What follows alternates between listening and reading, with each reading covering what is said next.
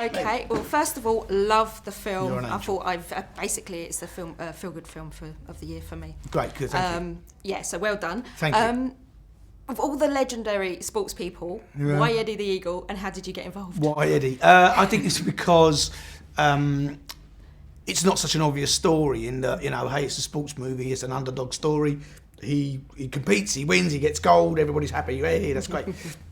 He competes, he loses, everybody's happy. That's great. I mean, it's just different enough, and it's kind of quintessentially British, in its approach. Like he's not the best. He's not naturally gifted at his chosen sport. He's a brilliant skier, Eddie, but he was not a great ski jumper. We don't have any mountains. There's no tradition of ski jumping here, and I just found that really kind of engaging and sort of, the more I looked at him, the more inspirational I found that. And I didn't set out per se to say I must make an inspirational film about an inspirational guy. I think we was just like, let's tell his story and enjoy that. And because I think that he got a bit of a rough deal 30 years ago. Yeah. People were kind of like, oh, that guy. And I think when the person would go, why are you making a film about Eddie? A lot of people are like, that's great. And hopefully more and more people feel that way. Yeah, definitely. He's great. It's great fun, Yeah. And I love it because kids can go and watch it, and grandparents can go, and everyone can go, And, Yeah. and I think there's not many films now that are really doing that. No, exactly. It's so sort of niche. Do you know what I mean? And I think this one's a bit for everybody. Yeah, definitely. Casting's perfect. Yeah. Taron, he's just absolutely amazing as Eddie. Taron fan, yeah. Well, not until this, actually. Oh, okay. Don't tell him that. Fair enough. Was he always going to be the first choice to play Eddie? He was a first choice. No, there were other people in the frame, certainly. Because when Matthew Vaughan, who produced the film, had been working with him on Kingsman, and he came to me and said, this guy's great, and we should do Eddie the Eagle. And I was like, okay, I get it, but he's too good looking.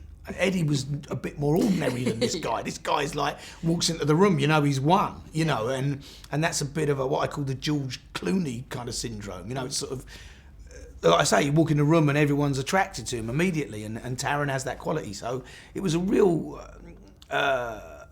testament to his ability and his skill as an actor to be able to reduce that element of himself. It's a rare and wonderful quality, and some people who are just naturally beautiful get through life on that, but he's not one of those guys, you know what I mean? And Eddie was not one of those guys. He works for it, and Taron was very keen to create something that undermined his natural, Yeah.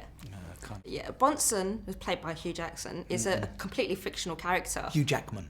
That's what I didn't. Oops. That's right. I won't tell him. Don't worry, I won't tell him. This is filmed. It's a completely fictional character.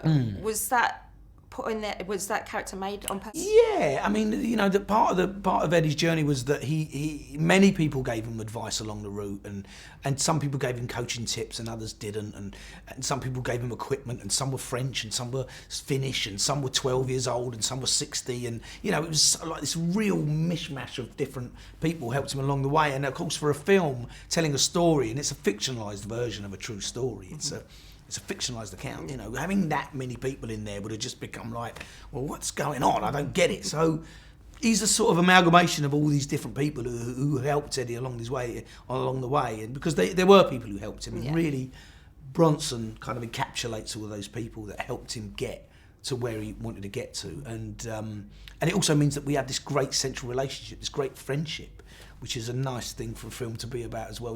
Bronson's someone who squandered all his talent, and Eddie's someone who doesn't have the talent but has all the drive and determination. So they balance each other out, and I think it makes a more interesting, rounded story. Okay, well, that's it.